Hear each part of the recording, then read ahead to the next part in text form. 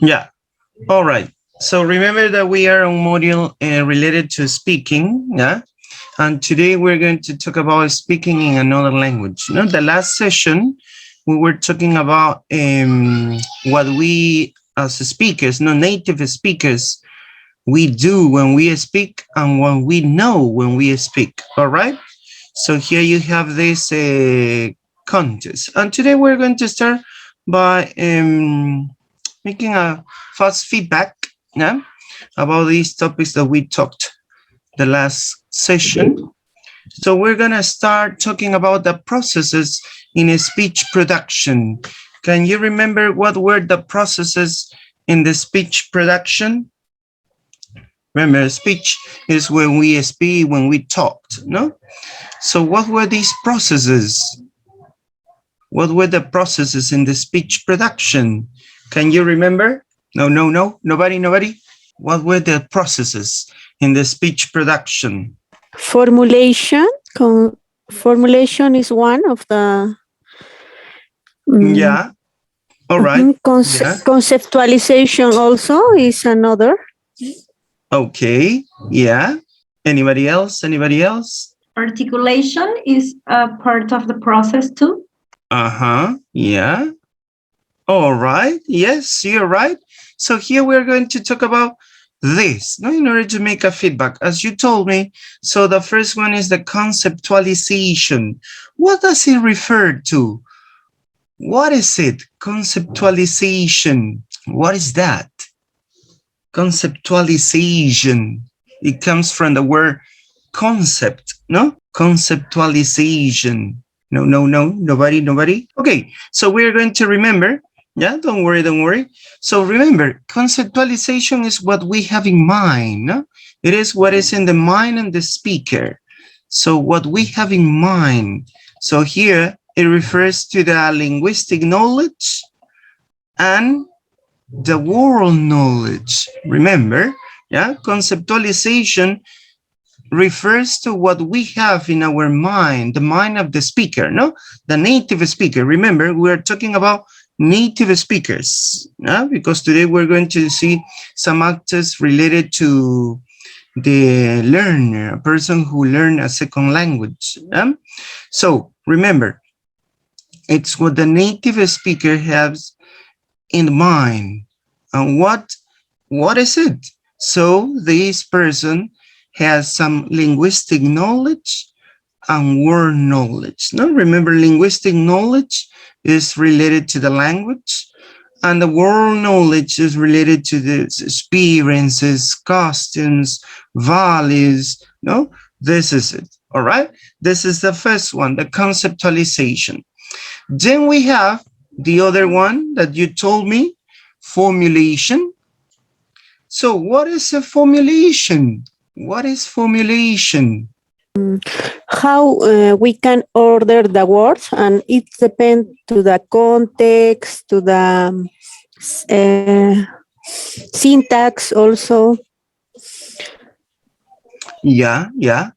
Yes, you're right. How we order words according our knowledge of, as your partner says, according to the knowledge of the context, the lexicon, the syntax, and the grammar rules. Notice you formulate, all right? You formulate.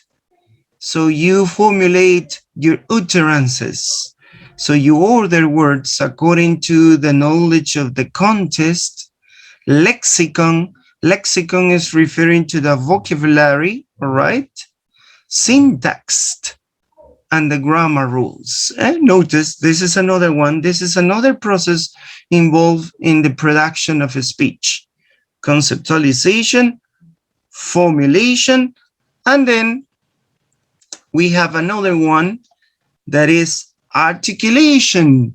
What is the articulation? No, nobody? It's a relation of the organs of the speech. Yes, that's it. It's referring to the organs of a speech, the organs that we use to produce sounds. No, this is called articulation. Articulation means that you're going to use your vocal organs, no, the organs that you have in your vocal tract to produce sounds. All right. So first you use your knowledge of the world, the knowledge that you have about the language. Then you formulate, and notice here, then you formulate, you order these words according to the context, according to the vocabulary you manage, according to the syntax and grammar rules. And then you start producing sounds. Here, your thoughts and sounds become words. All right? Let's continue with the other one. The other one is self-monitoring and repair. What is it? Self-monitoring and repair. What is that? Monitor comes from the word monitor. So it means that you're going to monitor yourself, no?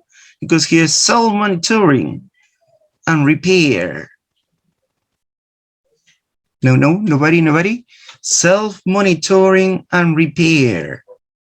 Okay, so let's see. Here, remember, self-monitoring refers to correct. It's when you correct yourself before producing anything, so you start correcting, no? So you start correcting. So here, to say the word again, you know you were mistaken, no? You made a mistake when you speak. Oh, sorry. No, this is not what I mean. So you change, no? You change what you say if you made a mistake, no? You made a mistake.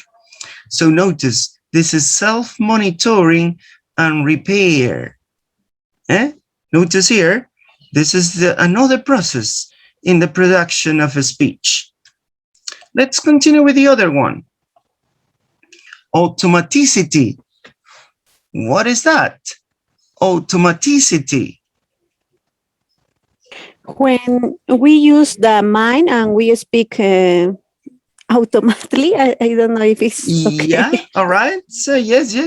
And what does it mean to talk automatically? So it means that you don't think. You don't think before. Aha, you don't think. Yeah. Unconsciously. Yeah.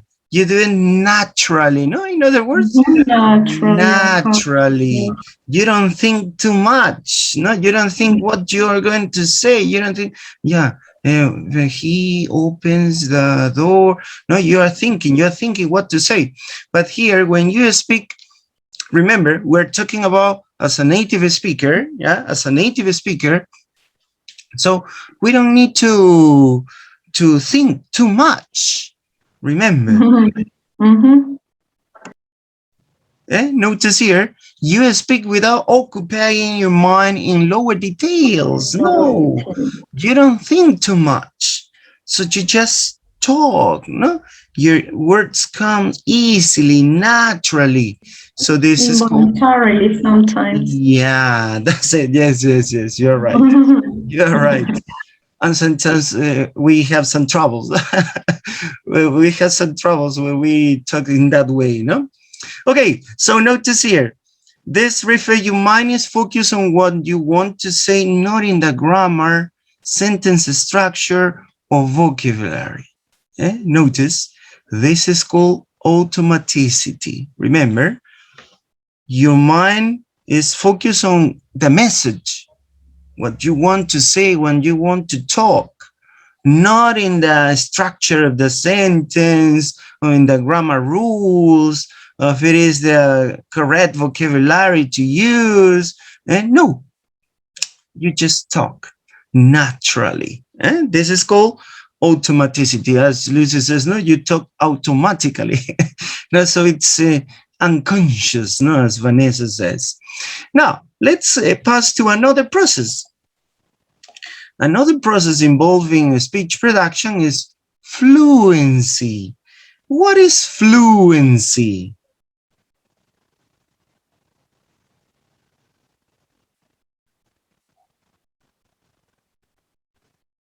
Here we use the speech speed. Yeah, yeah. All right. Teacher, Yeah, tell me, Abraham. fluency, the last part of speech, you have to know. I think so. You have to know everything about English, no? Yeah. All right, all right, all right. Yeah, but there's something more. There is something more. Yes, as Abraham says, we need to know everything, no, about the language. So it means that we talk easily. We yeah. speak easily. All right, all right. But there's something more, something more.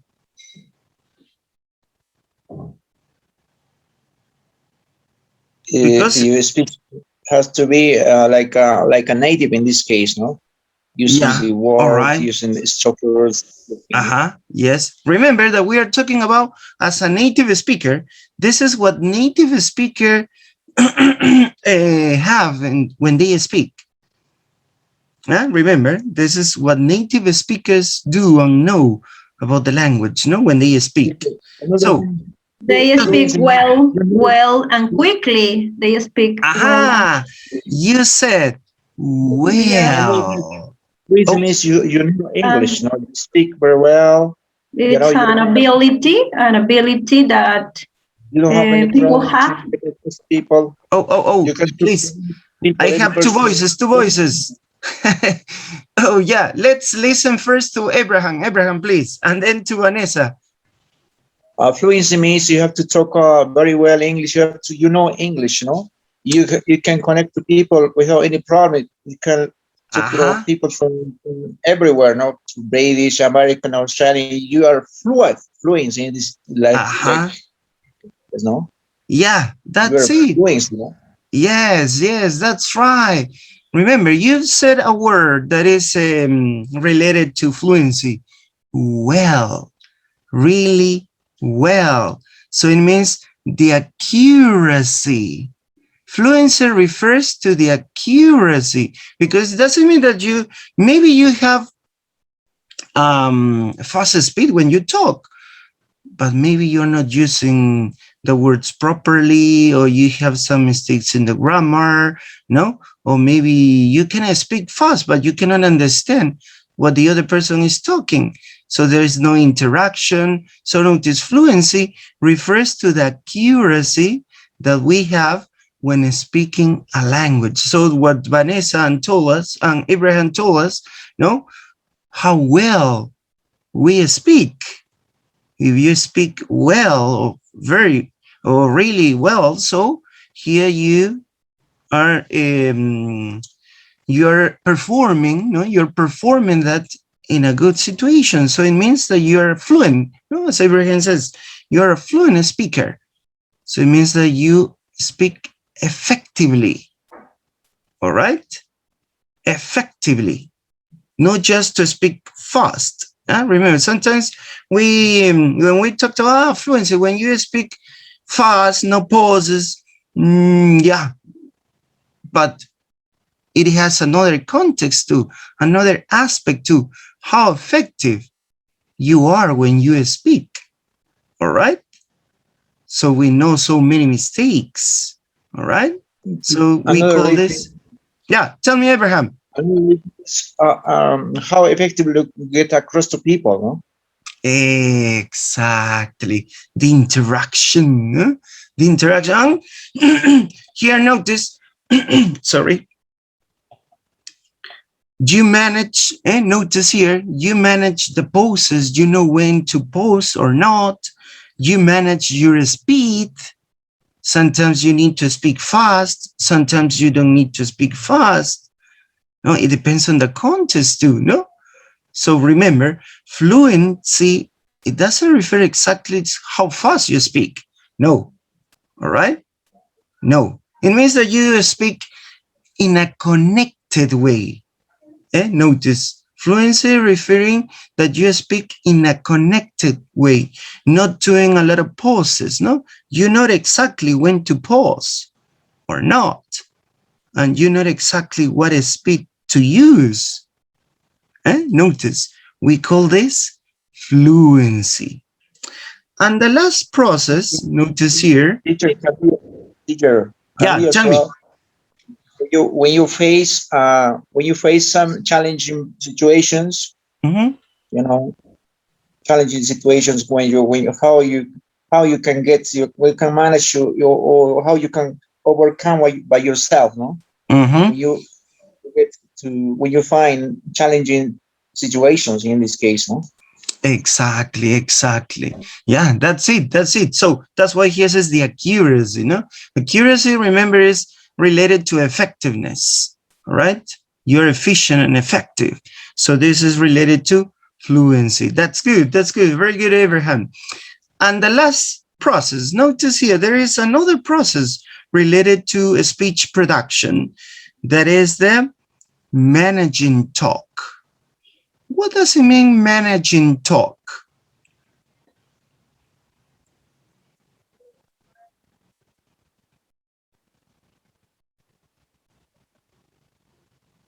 Managing talk.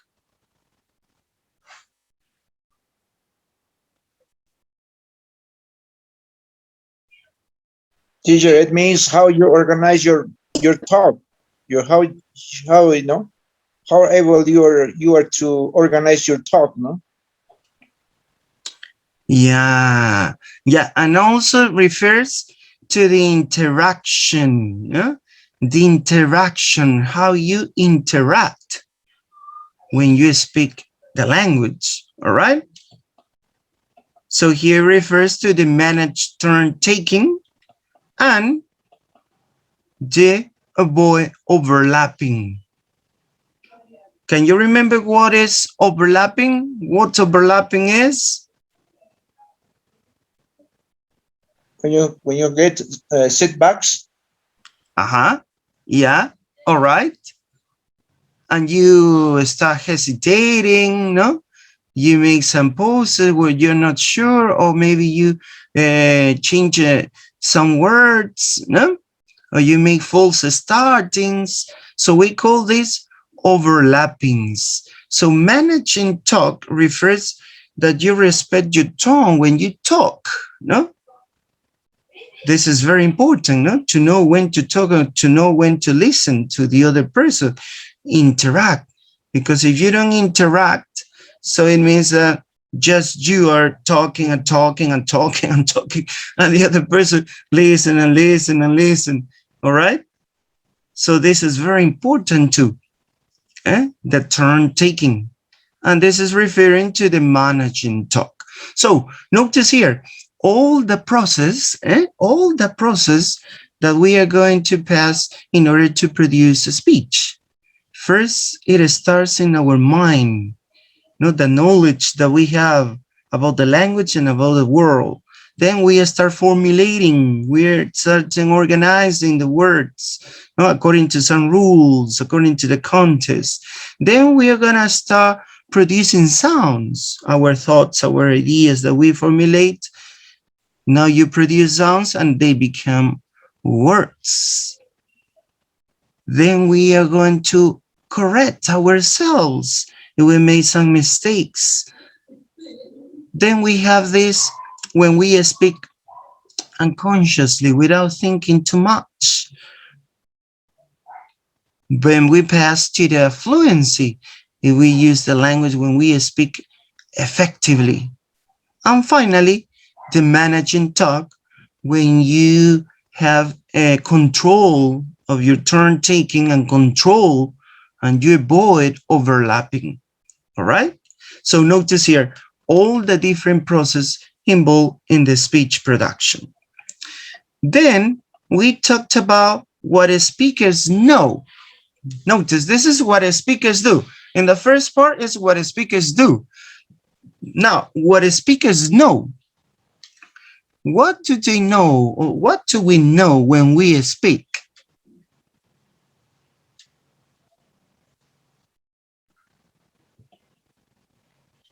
Here we are going to talk about three, no? We saw three aspects. The linguistic knowledge, I think. Yes, that's it, Lucy, yes.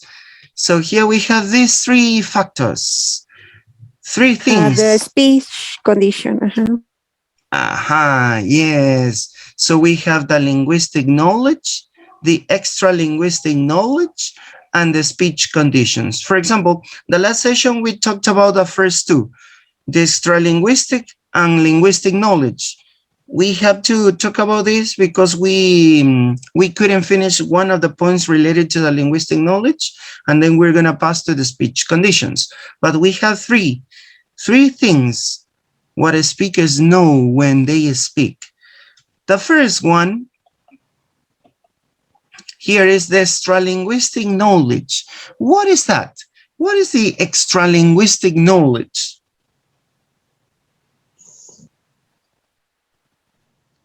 Teacher, that's according to the people say, that's the universal experience, teacher.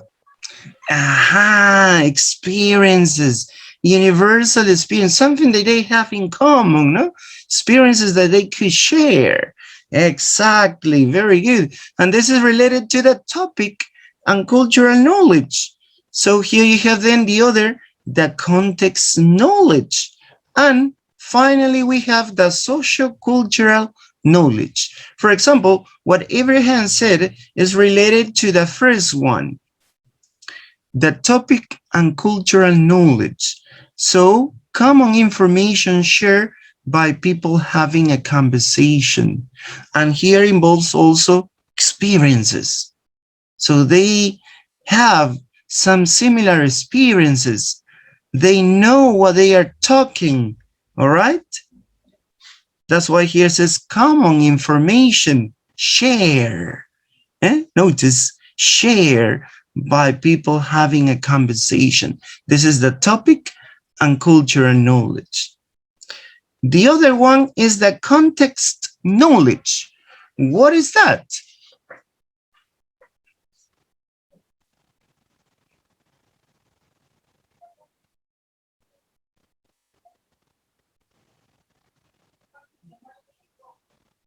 Context knowledge.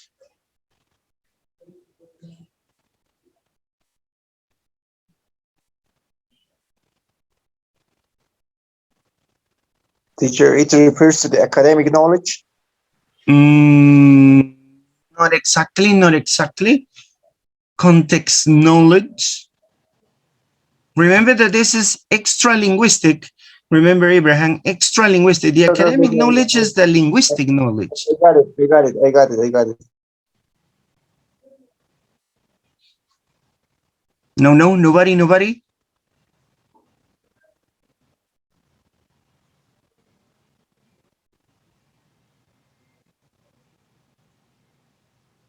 For example, let me give you one example. Imagine that I'm talking to my friend.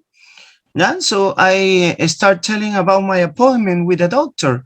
Oh, yesterday I had an appointment with my doctor and he told me to not to speak too much because I have a terrible sore throat.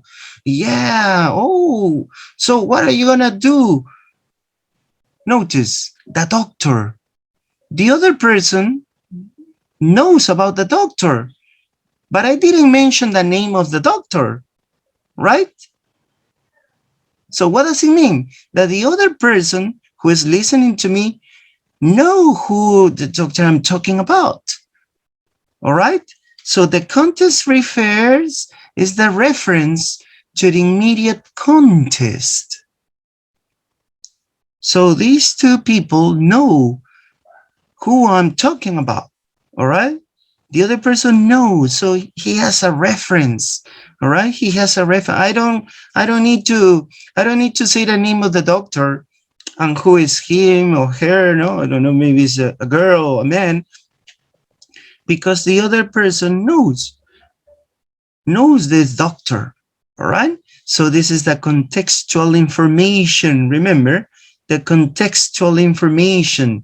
So it's the reference to the immediate context. All right. Yeah, don't forget it. Don't forget it. And when we speak, we're going to use some special language. No, we use pronouns. We use object or personal pronouns in order to talk about these references. All right. or we use some expressions like the expressions, no, these, that, those. So remember, we call this reference.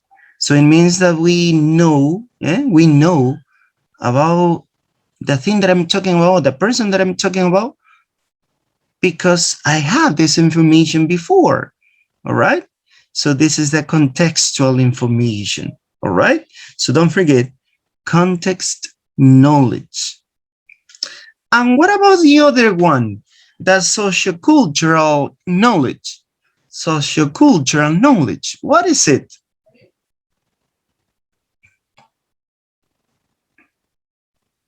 Can you remember the diagram, the picture that I showed you the last session? No? Two people are trying to greet each other. The woman wants to kiss the man, but the man wants to shake hands. Two different ways of greeting, right? The woman wants to kiss the cheek, the cheek, and the man to greet him, but the man is raising a hand because the man wants to shake hands in order to greet her. So we have different, or they have different behaviors or norms of the, and it depends of the country, of the society. Exactly. Behaviors, social values in a given society. Notice this is the sociocultural knowledge, the values, social values, and the norms of behavior in a given society. So notice all the extra linguistic knowledge that we must know when we speak. All right. Remember, this is related to native speakers. All right. Native speakers, all these things that we need to know. Now, let's pass to the other one, the linguistic knowledge. The linguistic knowledge, we have a lot of factors. No, we have a lot of factors. One of them is the general knowledge. The general knowledge. What is it? What is a general knowledge? No. Nobody. Remember that we did an activity to complete a table. I gave you some situations, some functions of communication, some speech acts, and you have to tell me if it is planned or unplanned, if it is transactional, intrapersonal. Can you remember about it? About genre, teacher? General knowledge. It's like it refers like a noun.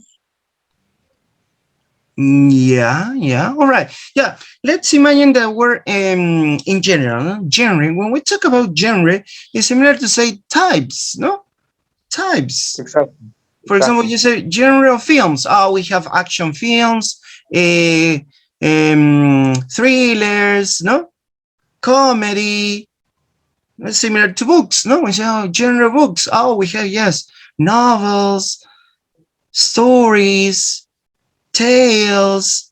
So general knowledge is the type, notice, the type of oral communications. So we have here, according to the purpose, according to the interaction, and according to the planning.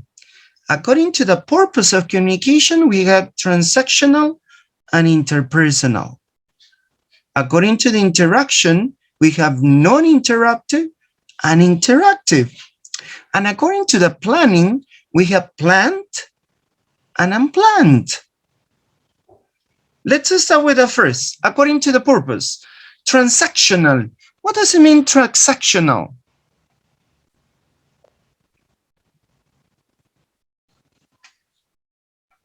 What is that? Transactional.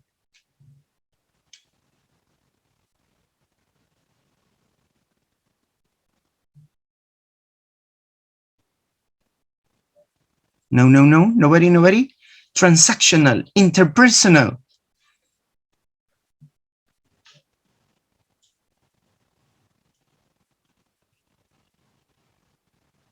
Transactional, remember, is when we just to transmit information. The purpose of communication is just to transmit information. And interpersonal is when you speak, when you talk with somebody else to have or to maintain a relationship. Remember, we have two. Transactional, when you transmit information. For example, this speech that I'm doing is a kind of transactional because I'm giving you some information related to the skill of speaking. Transactional. Interpersonal, when you talk with your friends, no? Maybe you talk with your, oh, let's meet at the park to talk. And you start talking about what you did today, your expectations about the future, oh, about something personal to your family, because it's your friend, right? So this is the interpersonal, all right? Notice, according to the interaction, non-interruptive, when a person just talk, for example, the speech, no? The speech are usually non-interactive, all right? Interactive, when 2 or 3 or more people participate on the speech. For example, this speech, it's a kind of interactive, no? Sometimes you participate, but most of the time I try to give a speech, no? It's a kind of, it's not specifically interactive. It's a kind of interactive, and sometimes it's non-interactive, right? Plan and unplan.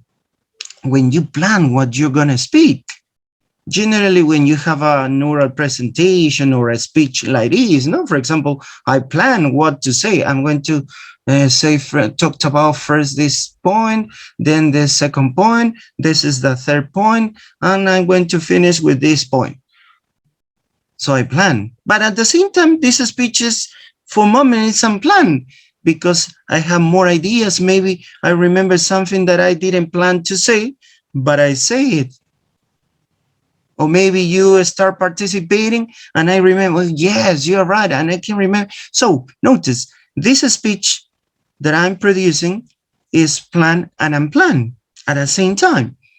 Notice, this is the general knowledge. The other one, the discourse knowledge.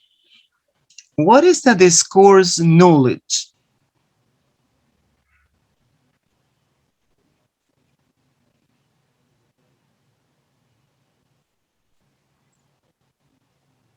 Discourse. Lucy. When you use, teacher, when you use different words to connect the ideas? Exactly, Lucy, that's it, no? You use discourse markers, so words, as Lucy said, no, specific words to organize and connect to your ideas, and in this case, the utterances. Remember, utterances, the expressions, the group of words that we produce when we speak. This is utterances, like a sentence, no? Sentence is mostly used in syntax, no? In the grammar, in the writing, sentences. You write sentences, but you don't speak sentences. You speak or you talk utterances. Remember, utterances. So we are going to use some words to connect, to organize our speech. So this is the discourse knowledge, and we use the discourse markers, no? And we saw a lot of examples of discourse markers. Then we have the pragmatic knowledge. What is the pragmatic knowledge?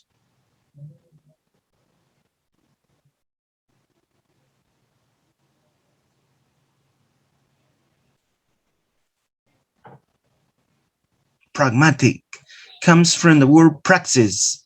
Praxis means to put something into practice.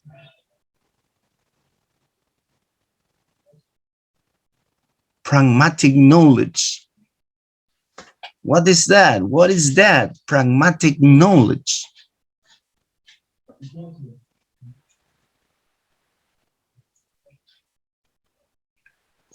Your knowledge must be productive, useful. Yeah.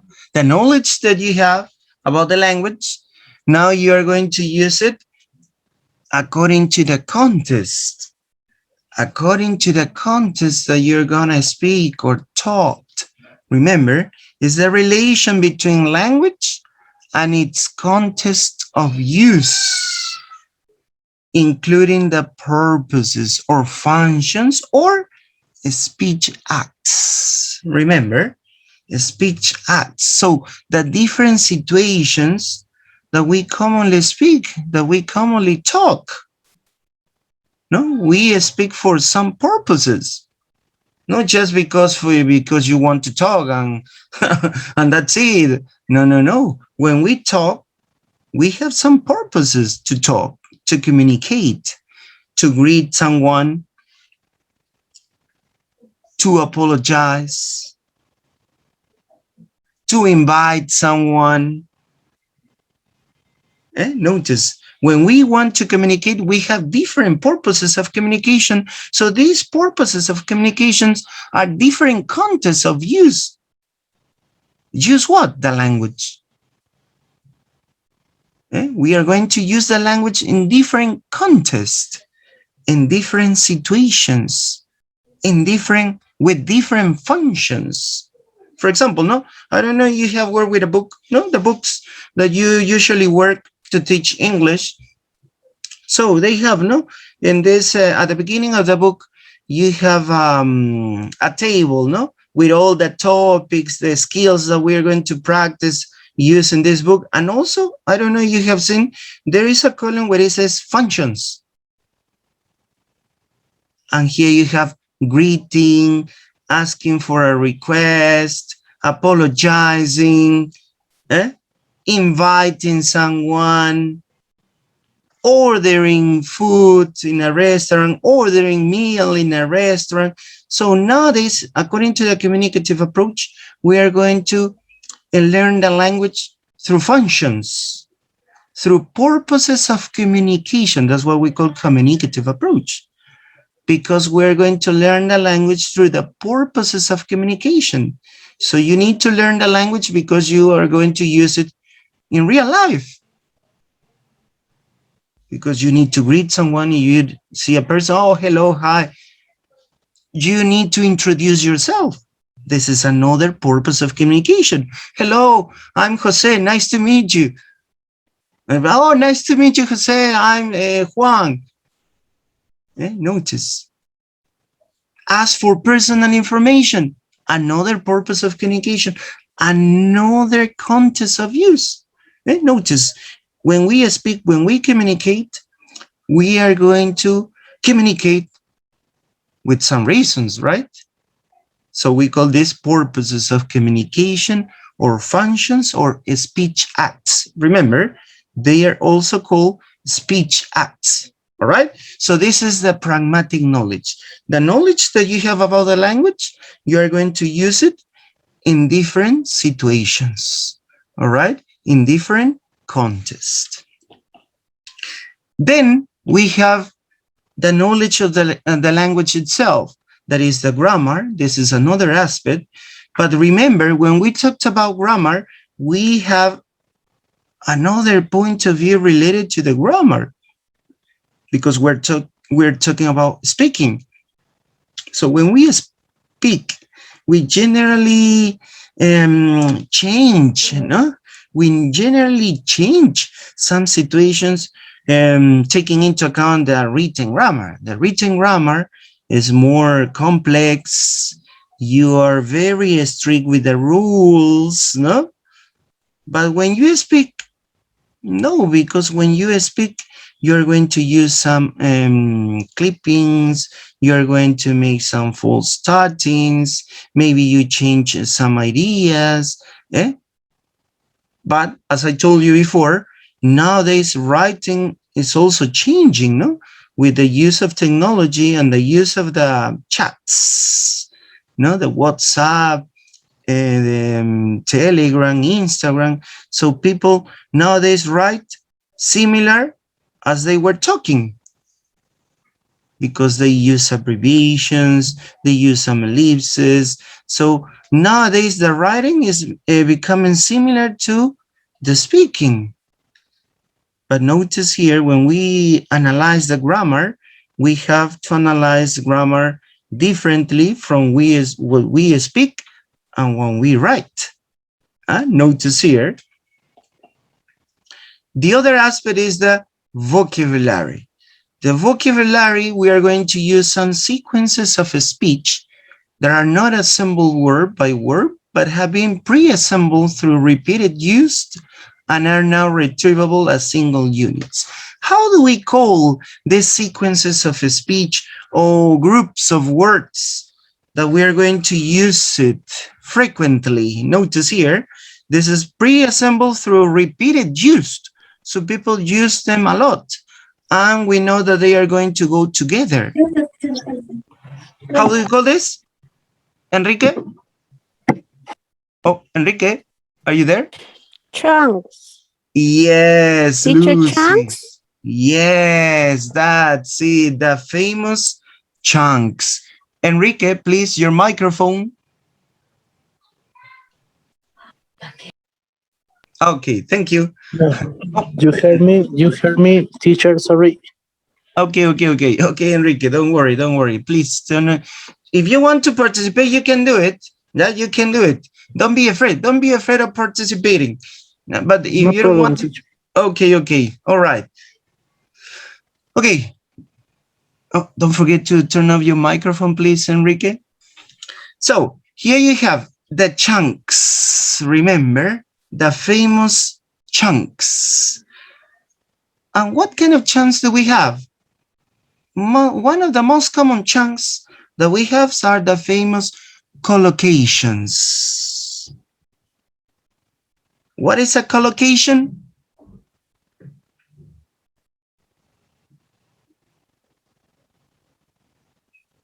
What is a collocation? This is one of the most used, no? Because we have others. No, we have here the phrasal verbs. Is another kind of chunks, no? When we join two words or three words to make some special verbs, no? They have just one meaning. We join three words or two words, but they have just one meaning. Notice here, or the compound nouns. This is another example of chunks. So remember, collocations are similar to, say, fixed expressions. No, for example, when you say take the bus or have a shower. Notice here we're joining words. We're joining words. That's why here it says pre-assemble. All right. And what is it called pre-assemble? Because of repeated use. People use them a lot, and they become a fixed expression. Or idioms. Idioms are another kind of chunks or slangs. Notice. So we are going to use this prefabricated language. No, we call this the prefabricated language. All right. This is related to the vocabulary. And finally, we have the other topic that is the phonology. Phonology refers to the pronunciation, stress, and intonation. And this is what we are going to do now, because we couldn't talk about this topic the last session. No? So let's start talking about it. Phonology. Here you have a term that is very usual when we talked about phonology. The prosody that refers to the rhythm, stress, and intonation of a speech. Remember, we call all of this prosody. Or we have another term. These are called also suprasegmental characteristics. Yeah, remember, can you remember when we talked about phonology and we talked about this term? Suprasegmental characteristics or suprasegmental features. Why do we call this suprasegmental? Because these characteristics are going to be applied to more than one segment. And remember, segment is referring to the sound. Yeah? In the terms of phonology, a sound is a segment. And we are going to give some characteristics to each segment or each sound. For example, we could say, oh yeah, the sound pa is bilabial, is plosive. Notice, you are giving some characteristic to this sound, to this segment. But there are other characteristics like this, the rhythm, stress, intonation, that you're going to give not just to one sound or one segment, 2 or 3 or 4 or more segments or more sounds. No? For example, when we talked about stress, so we have a stress in syllables and a stress in words. You have a one word syllable, so you have the stress in 2 or 3 sounds. Pen. Oh yeah, it's one word, one syllable word. So the stress is in the syllable. So you give a stress in the 3 sounds. Pa, e, n, pen. Or when you have the word pencil. Oh, where is the stress? In the first syllable. Pen. Oh, in these 3 sounds, you give a stress. 3 segments. Notice here, 3 segments. Not just one segment. 3 segments or 3 sounds. So that's why we say this suprasegmental characteristics or suprasegmental features. The rhythm, the stress, and the intonation. So prosody may reflect various features of the speaker or the utterance, the emotional state of the speaker, the form of the utterance, if it is a statement, if it is a question, if it is a command, the presence of irony or sarcasm, emphasis, contrast, and focus, or other elements of language that may not be encoded by grammar or choice of vocabulary. So notice all the aspects that we are going to talk about related to the phonological knowledge. No? As speakers, we know about them, all right? We need to know about them. So with the intonation, with the rhythm, with the stress, you express your feelings. No? For example, if you're sad, you say, oh, today I feel so sad. Or maybe you're excited, no? Oh, today I got a 20 in my exam. Oh, I passed my international exam. Notice the voice is changing, right? Your intonation, your rhythm, your stress is changing. So you express your emotions using these characteristics, these features of a speech. If it is statement, notice, if it is a question, you change, no? You change your intonation, rising or lower intonation, or irony or sarcasm, or emphasis. No, you say, no. It's not for you. It's for me. Notice, you're emphasizing, your intonation changes. You're giving a stress, notice here. According to the general rule, the words which are usually stressed are the content words, no? So nouns, verbs, adjectives, and adverbs. But notice in these utterances that I'm saying, it's not for you, it's for me. So the stress is not in verbs, is not in nouns, is not in adjectives, is not in adverbs. Now you're giving the stress in pronouns. These words are not usually stressed. According to the phonological rule of English, these words are not stressed. But in this case, you stress them. Notice, you stress this word and you change your intonation. It's not for you, it's for me. Notice. So this is very important, right? This is very important when we speak. Now, we finish with all the linguistic knowledge that speakers know. Remember, this is related to the linguistic knowledge that the speakers know.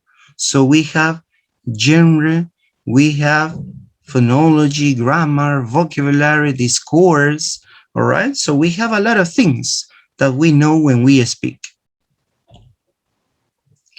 Let's pass to the other element, the speech conditions. Remember that we have extra-linguistic, linguistic, and the third one was the speech conditions.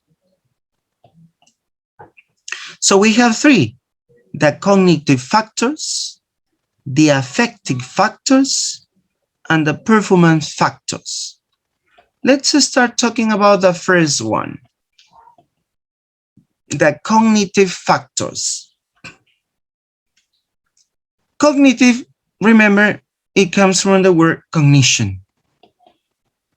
So if you are familiar with the topic, familiarity with the topic,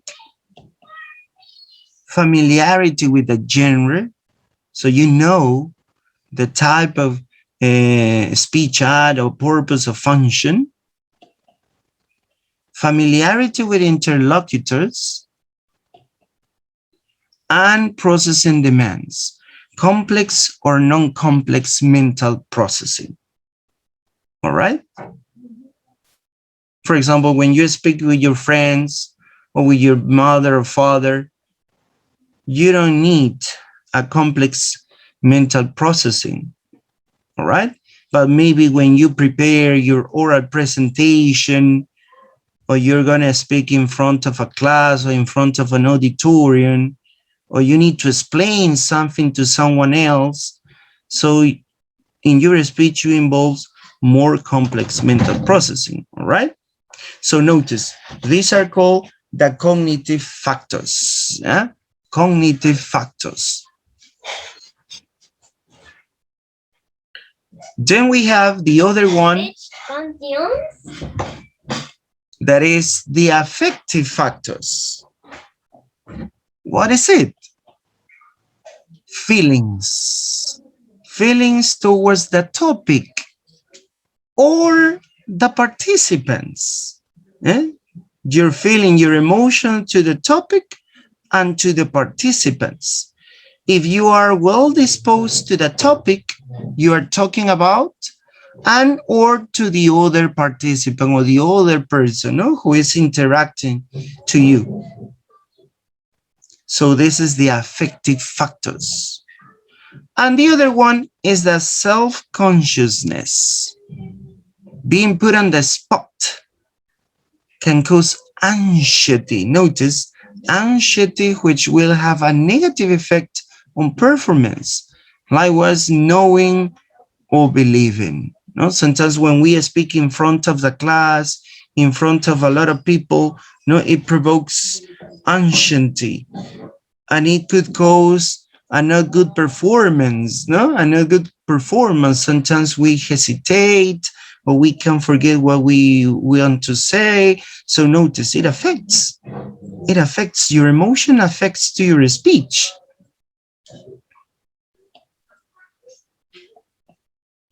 And finally, we have the performance factors, the mouth, face-to-face, or using the phone, the discourse control, you direct or not, the speech or the talk, planning and rehearsal time. Rehearsal, notice, remember, rehearsal is when you practice, when you practice your speech or what you want to talk.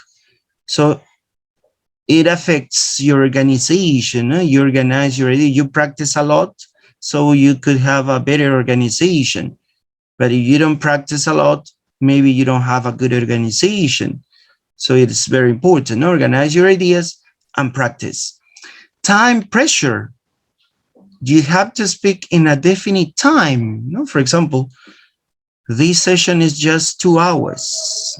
I cannot pass from 2 hours, so I need to be exact. And finally, we have the environmental conditions, the acoustic, the noise. For example, in this kind of situation, I'm doing the class in my house.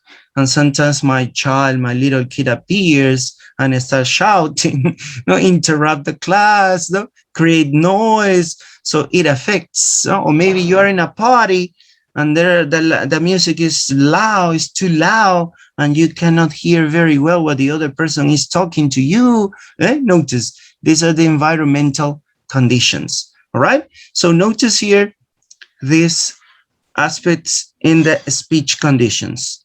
First, remember, we start with the cognitive, how familiar you are with the topic, with the genre, with the interlocutors, and if you need to use a complex or not so complex processing, mental processing.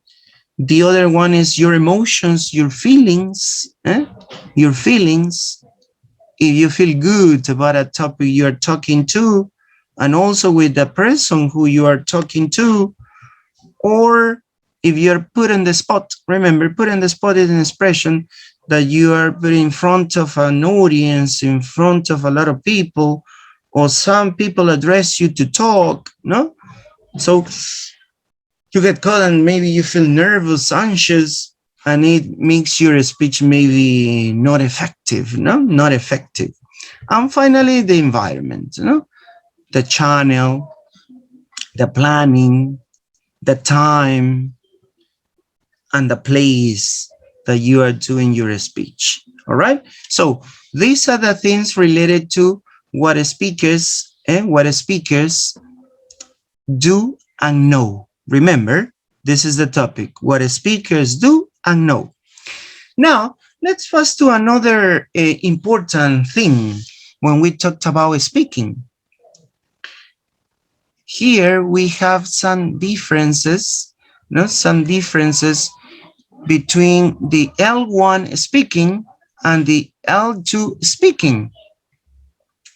So first of all, let me tell you that these kind of speakings are kind of similar, no? Because both L1 and L2 people are going to produce a speech through the process of conceptualizing, formulating, articulating, and at the same time self-monitoring. Both an L1 and L2 speaking, you are going to use all the process of a speech. At the same time, they will be attending to their interlocutors, adjusting their message, and negotiate the management of conversational turns. So this is the interaction, no? If you speak with your first language and you speak with the second language, you are going to interact, all right? There is a person or people who is going to listen to you. You are going to adjust your message, or you're going to negotiate the turns, no, the conversational turns. For example, this is a common example, no? I'm speaking in the second language, in the foreign language, and sometimes I want you to participate. So I ask you some questions. So I gave you the opportunity to talk to. Notice. So we are going to do the same in the first language too. So they are not so different. Remember, they are not so different. All right? Because they have the same characteristics. According to the process of a speech and according to the interaction, they are going to be the same.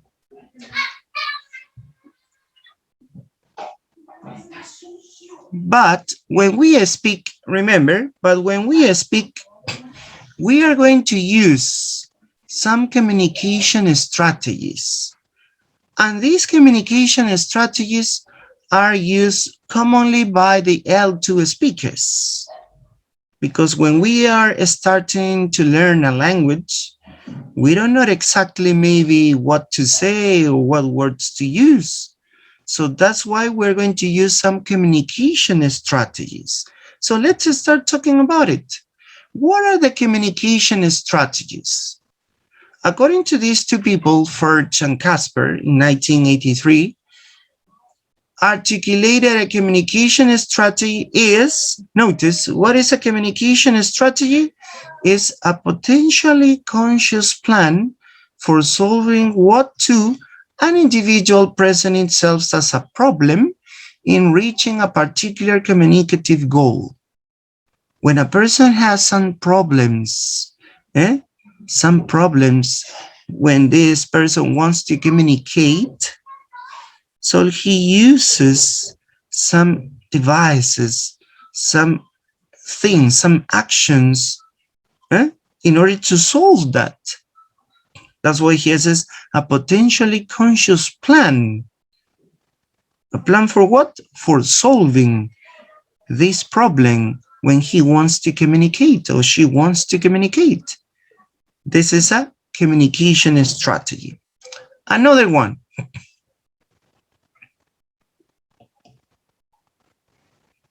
Another definition. Notice, procedures language learners, notice language learners, so L2 speakers, language learners use to make up for gaps in their knowledge and skill with the second or foreign language they are learning.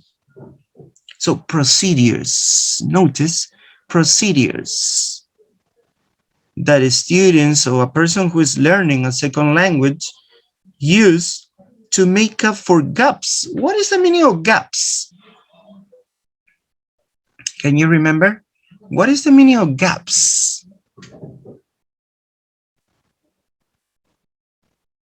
Anybody? Gaps in their knowledge and skill.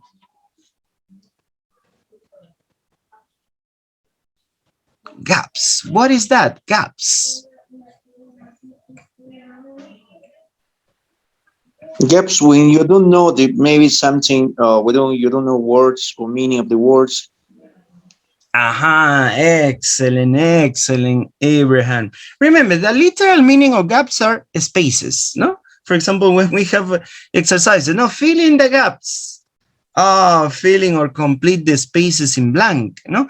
It means that you have something in blank. You don't know what Abraham says is right. So you don't know, you have something missing, no? Something missing. So you need to complete. So what am I gonna do? What am I gonna use? What am I gonna say? So something is missing, all right? And you need that to communicate. So this is the meaning of gaps. So something that is missing, they don't know, according to the knowledge of the language and according to the skill, no? Some skills that they couldn't manage. So notice procedures. Remember, according to the second definition, the communication strategies are procedures that language learners use to fill up this gap, no? To fill up this gap when they talk in a second or foreign language. And finally, another definition of communication strategies are learners' efforts to communicate successfully without the linguistic tools needed to do so. Notice here is an effort. So they try to communicate, even they don't have the linguistic tools to do it, so they can communicate successfully. Notice, so the message is sent. They could send the message, they could send the information, but without using the linguistic tools. So these are the communication strategies. Notice the first definition says that it's a plan, no? A conscious plan to solve a communication problem. The second definition says that they are procedures that a learner uses to complete, no? To complete these missing parts to communicate successfully in the second or foreign language. And the last definition says efforts made by the learners to communicate without the linguistic tools. No, linguistic tools are referring to the language, no? Words, vocabulary, or the pronunciation, maybe, all right? Or some sentence structures, or grammar. So these are the linguistic tools, no? Because you're going to use this language, this knowledge of language, to produce a speech, to produce a speaking, all right? So these are the communication strategies. Let's see. Now we are going to see some of them. And it's very important. It's very important to make our students use these communication strategies. Some of them at the beginning, some of them later. All right. Let's see.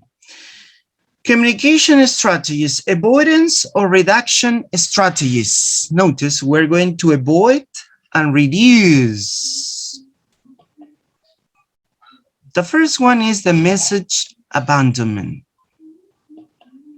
So what is that? Leaving a message unfinished because of linguistic difficulties.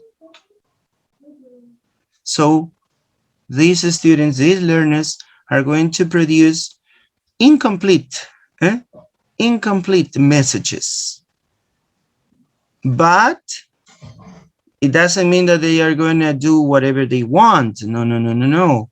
So remember that they are going to communicate. They can communicate, but not maybe doing complete utterances. They're going to omit some parts. No, let's imagine that they don't know. How about going to the park? Maybe they don't know this expression in order to suggest. So they could say, oh, we go to the park. Notice, but they are sending the message. They are sending the message. Oh, go to a park. So they are meeting, they are leaving some words. They are leaving some words. Another one.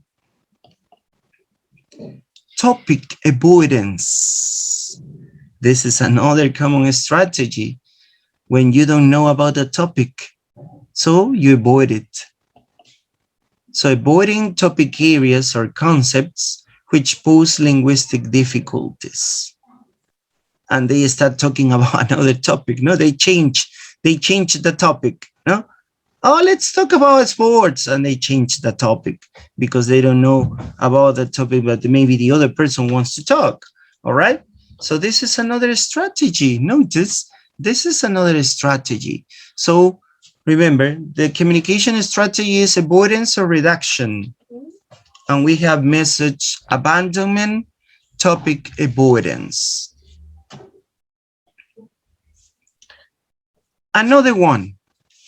Another is stalling or time gaining strategies. Notice stalling or time gaining strategies. So what are we going to do? We're going to use fillers or hesitation devices.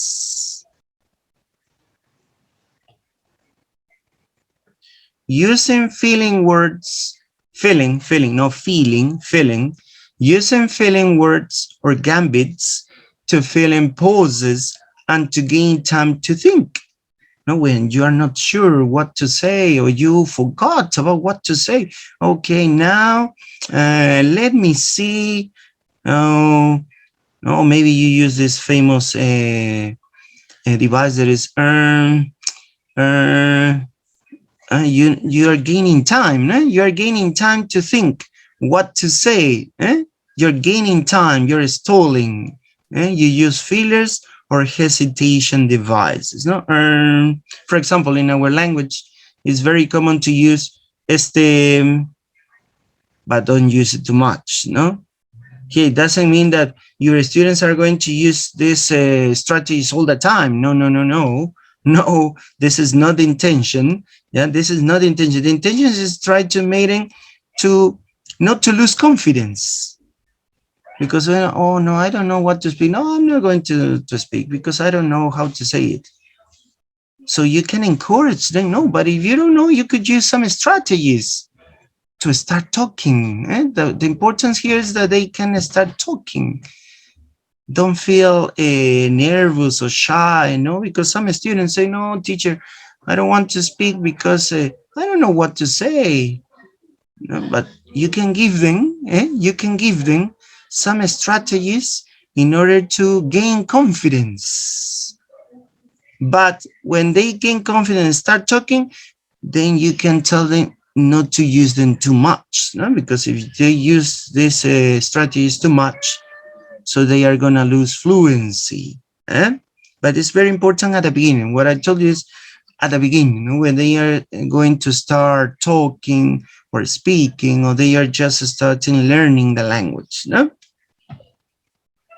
Or maybe they are so nervous, no? So you give them some strategies when they hesitate too much. Oh yeah, try to use this expression, no? Let me see, and you can gain time, no? All right? So notice, this is the communication. The most important here is to communicate. Let's continue talking about other strategies. Achievement or compensatory strategies.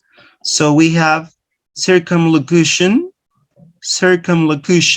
notice, describing or exemplifying the target object or action. So maybe some students don't know exactly what the word is for something that they want to say or tell. Oh, what was the word? So they are going to describe. They are going to give examples, no? Here you have another one, no? The thing you open doors. So they don't know, no? Keys, maybe the person forgot, no? So instead of saying, oh, I don't know, maybe they use, oh yeah, the thing that you open doors. Ah, yeah, I got it. Yes, the keys. Ah, yes, the keys, yes. And notice, they start describing. And notice, they start describing. Instead of saying, I don't know, so they start describing or giving examples. Oh, it is like a boat, no? It's similar to a boat. Notice here, you're using other words to talk about the word that they want to say, but maybe they don't know, or maybe they forgot. All right? So this is that circumlocution. Remember, circumlocution. Another one is the approximation. Approximation refers to use an alternative term which expresses the meaning of target lexical items as closely as possible. Ship for describing sailboat. No? Similar things, no? Similar things. This is called approximation. Approximation.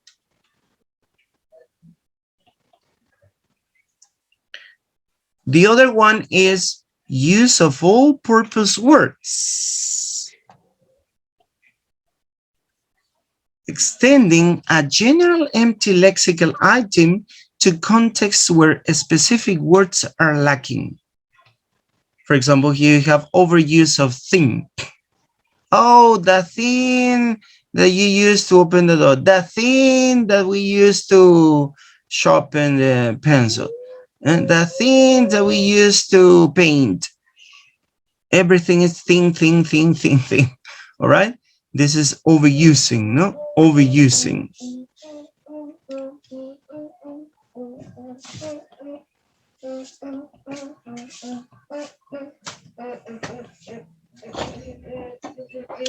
Another one is the word canage. And the word canage. So we have here creating non-existent L2 word based on a supposed rule. Paintist for painter. Paintist for painter. No, because maybe he, scientist. Yeah, paintist. So they create, no? They create. Maybe use it, but teacher, this is a mistake.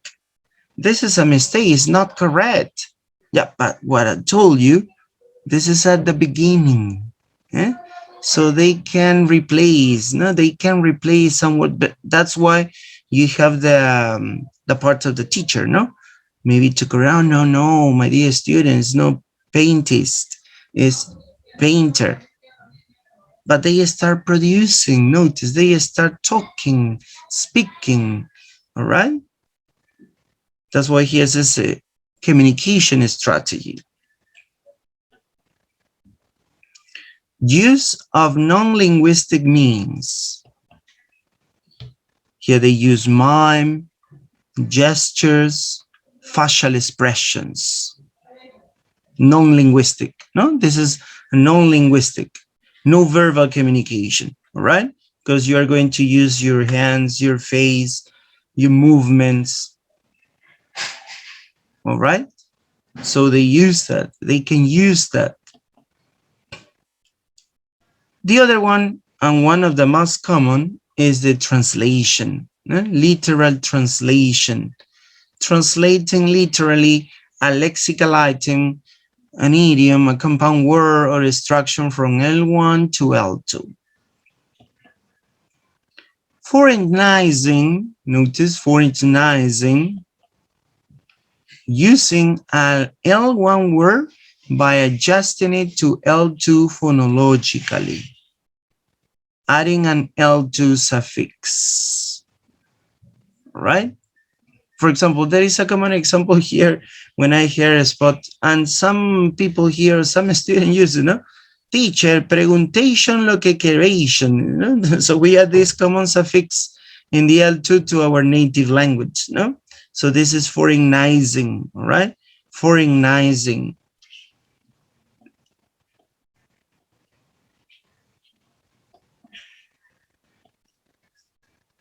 The other one is code switching. Using an L1 word with an L1 pronunciation. Notice, L1 word with an L2, sorry, this is a mistake, L2 pronunciation, yeah? So they change the pronunciation of the words. L2, no? Here is L2, no? Appeal for help. Turning to the conversation partner for help directly or indirectly. So they ask for help. No, appeal for help is similar to ask for help, not to the person who they are speaking to, maybe to the teacher or maybe to the classmate, maybe to another person, directly or indirectly, no? So notice all the strategies, notice all the strategies that we can use, no, learners used in order to communicate. Remember, in order to communicate, some of them, you could tell me not, but teachers, some of them are not very good because they don't produce the language effectively, all right? They are going to translate, they are going to change the pronunciation of words, they are going to use some, for example, changes of the language. No, it's not correct. Yeah, maybe some of them are not correct, but the most important here is the role of the teacher, no? With these strategies, the students are going to gain confidence. When we don't know exactly what to say, what to talk, so they could use these strategies. And you can encourage them to speak.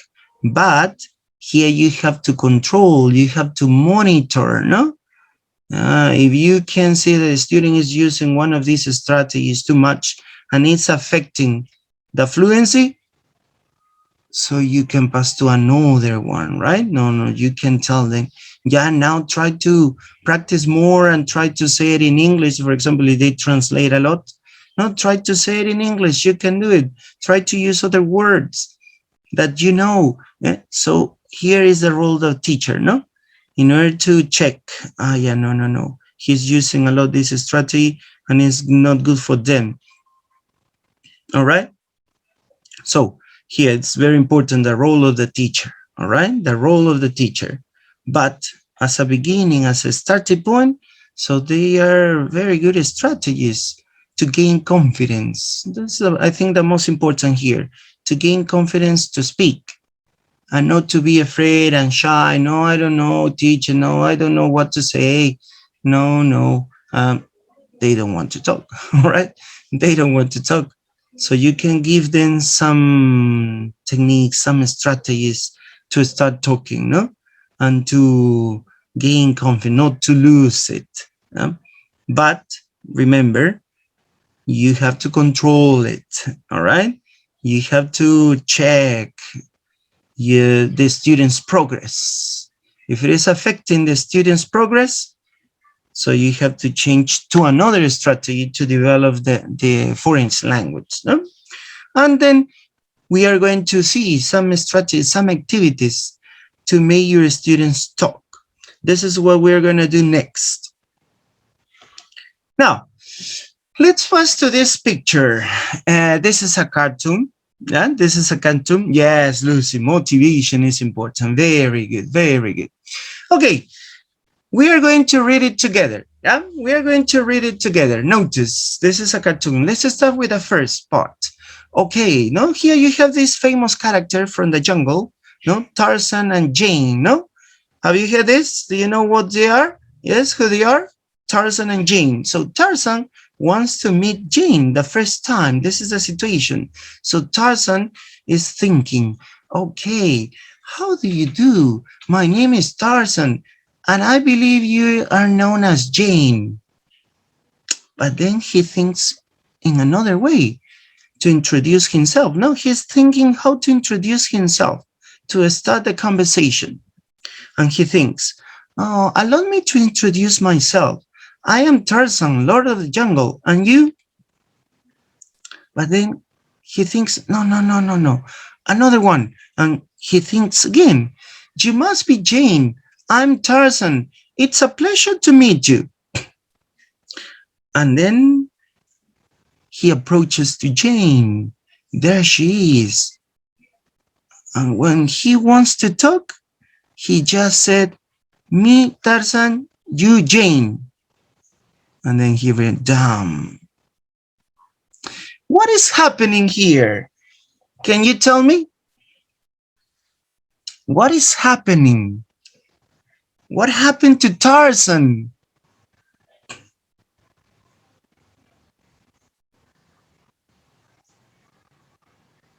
Can you tell me? He thinks, notice, he thinks a lot of possibilities, no? A lot of possibilities how to introduce himself to Jane. But when it's the moment of speaking, he cannot do it. What happened? Can you tell me? Can you tell me? He's surprised to know Jane. Yeah, maybe the emotion, no, the anxiety. We were talking about this, like the speech condition, no, the emotion. Maybe he was so surprised, so excited that he forgot all the things that he was thinking. Notice three possibilities. How do you do? My name is Tarzan. I believe you are known as Jane. Then he changed. Allow me to introduce myself. I'm Tarzan, Lord of the Jungle. And you? And then, you must be Jane. I'm Tarzan. It's a pleasure to meet you. So notice here, Tarzan is showing us that he knows the language, because he's ordering words, he's organizing the utterances, he's organizing what to say. He has the vocabulary, he has these words, but when it's the moment of speaking, he cannot do it. He doesn't have fluency. Yeah, that's it, that's fluency. It. Yes. Another idea. He doesn't have the ability to speak quickly and fast, maybe. Yeah, all right. But notice, even so, he didn't say any sentence, just words. Me, Tarzan, you, Jane. Notice, he didn't even pronounce or say a simple sentence, just words. But he thought about these sentences a lot. If you notice the structures that he is using before the speaking, before this moment, they are not so simple, right? How do you do? My name is Tarzan. I believe you are known. Notice here Tarzan is using a passive voice. You are known as Jane. The other one, allow me to introduce myself, an imperative. You must be Jane. It's a pleasure to meet you. Notice, he has the linguistic knowledge. Eh? He has a linguistic competence. But he doesn't have, tell me. He has accuracy. Yeah. That's another one. He has a linguistic competence, but he doesn't have a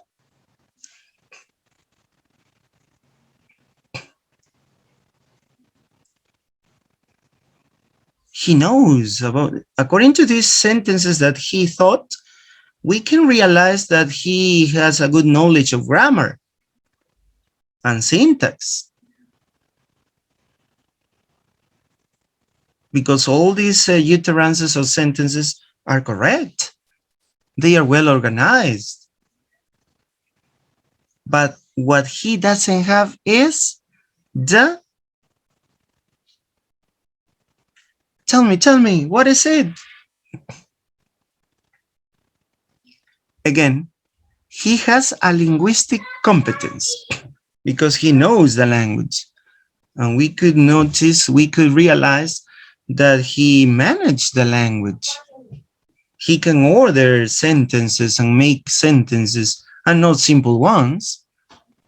So he has a linguistic competence. But he doesn't have what kind of competence? What kind of competence he doesn't have?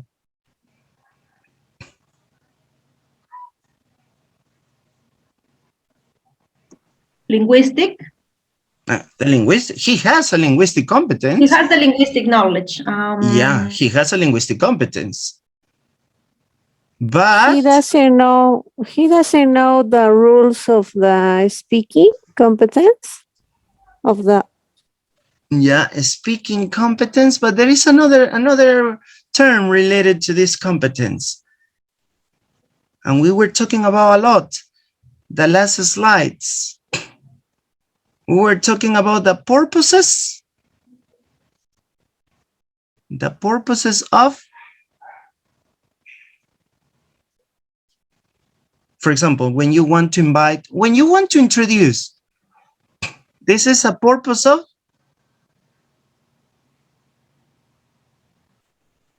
to introduce yourself, to ask someone for help, or to make a request, to apologize, to invite someone to a party.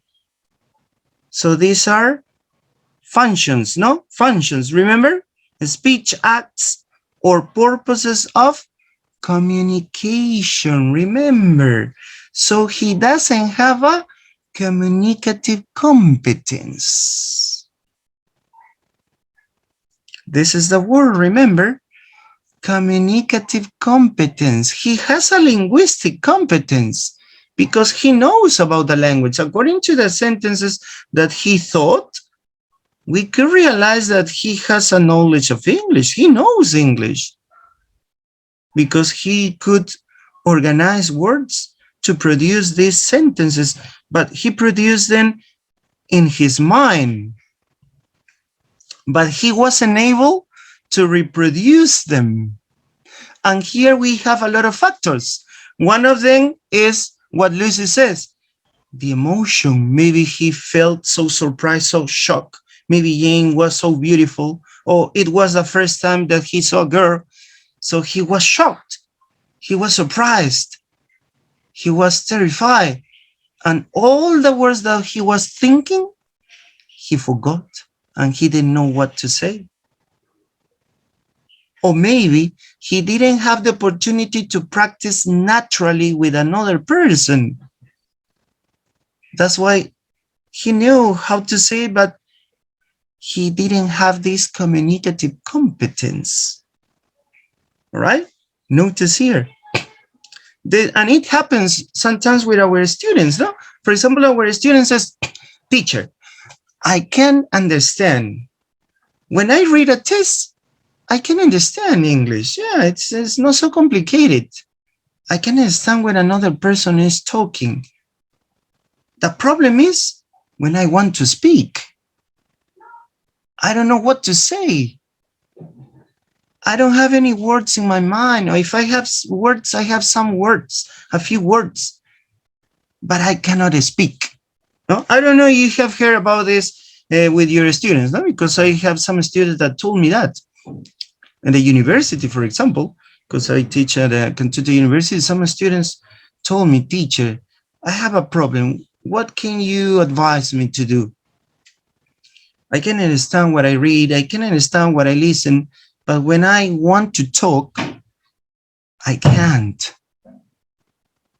Maybe it's because I'm a little shy, I'm nervous. Yeah, this is one of the factors. No, this is one of the factors.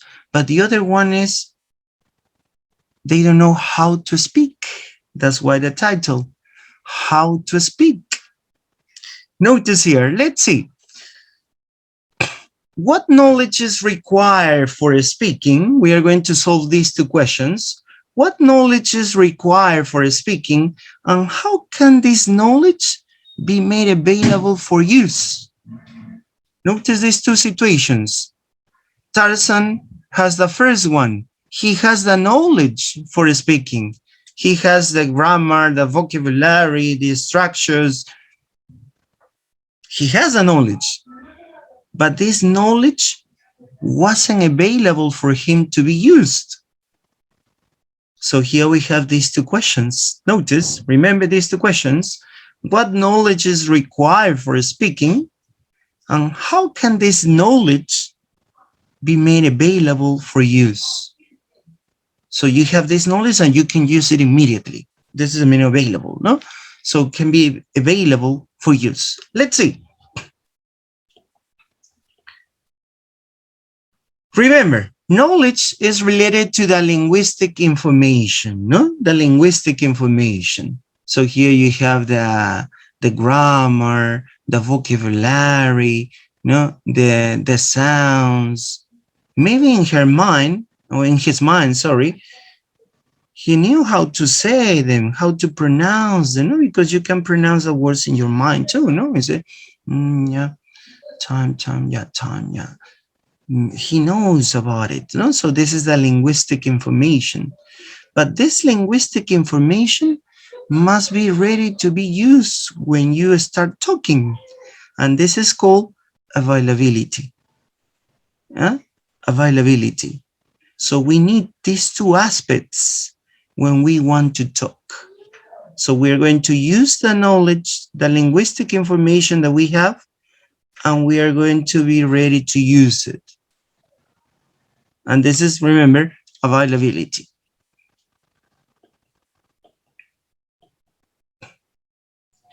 Knowledge. A core grammar. Grammar is essentially a grammar of writing, a grammar of sentences, not a speaking, a grammar of utterances. No, remember what we talked at the previous session. Written grammar, spoken grammar. So in order to speak before speaking, we have to manage a core grammar, but related to writing, not to speaking. Because remember, when we speak, we omit many things, all right? We omit many things, right? So we need to have a good structure of grammar, but related to the writing. This is very important, but not the most. The linkers. So we need to know words or expressions which are going to help us to connect our ideas, our thoughts, the famous discourse markers. For example, you have, you know, I mean, these expressions, All right? These expressions are so helpful in order to start speaking. A core vocabulary. Notice here the quantity. 1,000 to 1,500 high frequency. High frequency, no words which are not used too much. No, no, no, no. Words that we use the most. 1,000 to 1,500. This will cover 90% of her day-to-day needs. So they have this quantity of words, so they could develop speaking. A core phrase book of chunks. Again, the famous chunks, including time and place adverbials. For example, 2 years ago, the end of the day, or badness expressions, something like that. Someone like you. You are not specifying who you're talking to, no? So notice this knowledge that a learner must know before speaking. A core grammar, linkers, a core vocabulary, a core phrase book of chunks. Remember, chunks are a group of words that are used together. All right? These are chunks. Some strategies. Notice what we saw before. Some strategies, such as the use of the formula. It's one of those things that, what do you call it? They don't know exactly what to say, but they use this strategy, you know? It's one of the things that, I can't remember, what do you call it? So the other person can help him to remember or to tell him or her the word, to get around the fact that occasionally there will be words the person doesn't know, no? He or she doesn't know. Strategies, no? This is very important too. Strategies. One or two all-purpose quoting expressions of the he said, and then I said, he said, I said, quoting expressions. Some formulaic ways of performing common speech acts, such as greeting, thanking, promising. So how they will say, or what kind of expressions or phrases they will use to greet someone, to thanking someone, to promising someone. So they need to know that. Some standard back channel devices. For example, the things we say when we are listening to another speaker, such as, really? You're kidding. So to interact, to promote interaction, not just listen and listen and listen and listen and listen. For example, this is very important, and I advise my students to practice a lot, because when they have to take the international exams, the international examinations, they need to show interaction. For example, there is a part of the speaking section in the international exams that they are going to start talking about a topic. So it's very important that you have to show interaction, and you have to show a reaction while the other person is talking, These are kind of reactions. Oh, really? You're kidding? Oh, no, I don't think it's that. Notice? So this is the standard back channel devices. Oh, yes, you're right. But I think, notice, these kind of expressions. Oh, you're right. So you are reacting about what the other person is talking to you. This is the standard back channel devices.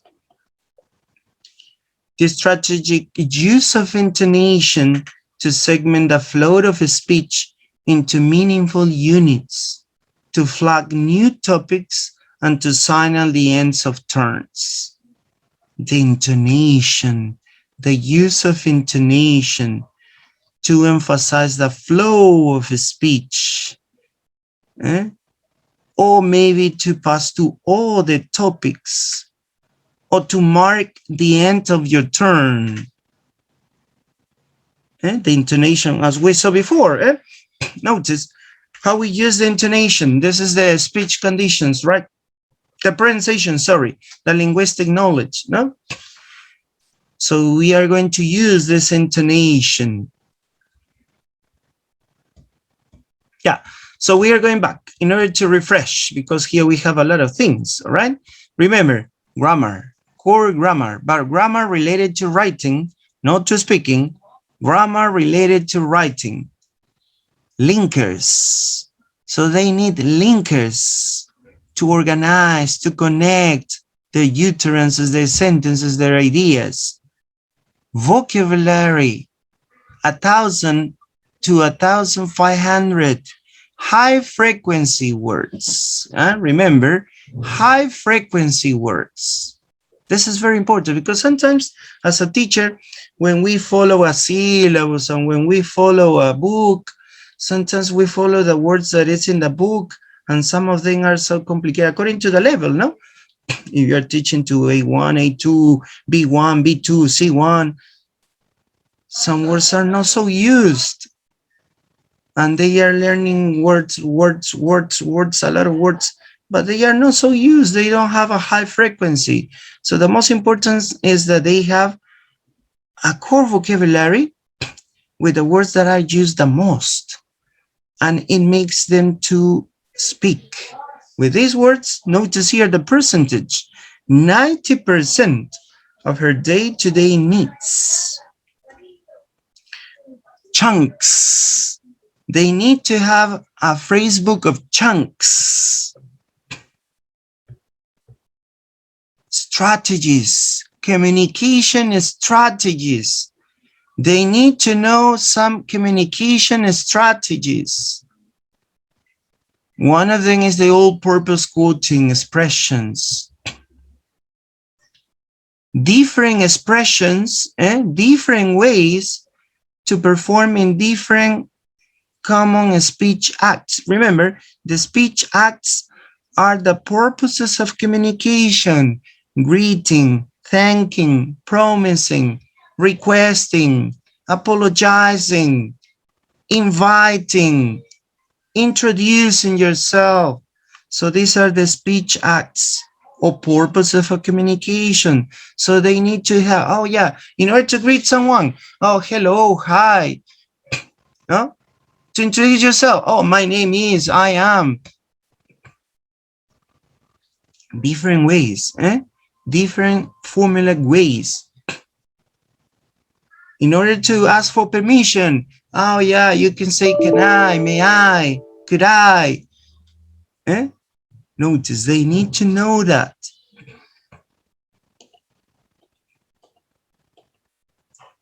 Back channel devices to respond. How to respond to what the other person is talking. React. Really? Sure? No way. Oh, you're right. Sometimes just doing some sounds or onomatopoeic sound. Yum. Or your gesture. Notice, these are the ways to respond. The intonation. Yeah, yesterday I had a wonderful day because I won the lottery. Oh no, yesterday was so awful to me because my little dog died. Notice the intonation, all right? It's very important. All right, so because of the time, because we have just, I think, 5 minutes, here we are going to stop. Next class, we're going to talk about the availability. Now, we have all this knowledge. Imagine that we have all this knowledge, but what happened to Tarzan? Notice, Tarzan had all this knowledge. He used linkers. He used a good grammar.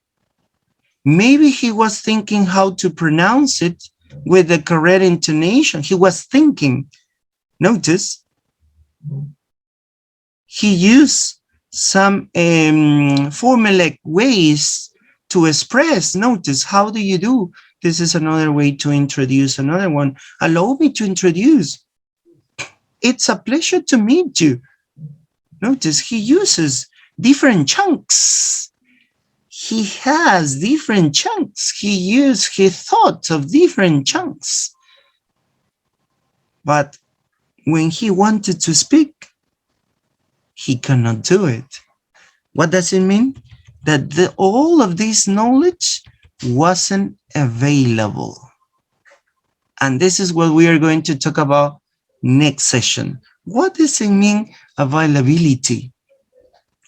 How can I make that this knowledge that I have, I can use it when we want to speak, when I want to speak? All right? So this is going to be the topic for the next session. Well, we're going to stop here. Yeah, we're going to stop here. Thank you for your participation. Try to participate. Yeah. Remember, here we are. The purpose of these sessions are to learn something, to discuss something, to give your opinion. Not just me talking and talking and talking.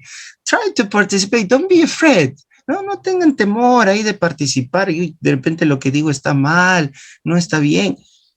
Vamos, ustedes tienen que ir participar, dar sus ideas, comentarios, así, sigan el ejemplo aquí de mi amigo Abraham, de Vanessa, de Lucy, de varios más. Resto, tratemos de participar. What happened to us? What happened to us, I guess we are in the same situation as Tarzan. We have a lot of things in our mind. Yeah, maybe, yes, you're right. You're right. But at the right time, at the time to participate, we cannot say. We cannot. Yeah, as Tarzan, yeah. As Tarzan. All right, okay, all right, that's good, that's good. Muy bien, so we're going to stop here. I hope that this session would be so useful to you. Here you have a lot of information that we need to know. Remember, first we talked about what native speakers do and know. And now we are talking about what the second language speakers or foreign language speakers need to know. Notice here the contrast. First, we talked about the native speakers do and know. And now we are talking about what the second or foreign language speakers need to know.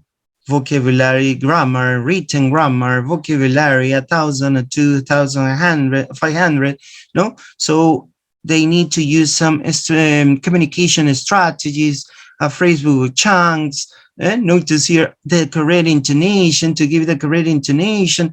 Notice all of the things the second language or foreign language speaker need to know. But now let's pass to the other one, what they need to do to speak. So this is the second term, availability. All right, availability. Well, my dear partners, it was all for today. So that's all. I hope it was so useful to you. So let's see next week. Next week. Take care a lot. See you. Bye-bye. Bye-bye. Take care. Bye-bye. Teacher, bye.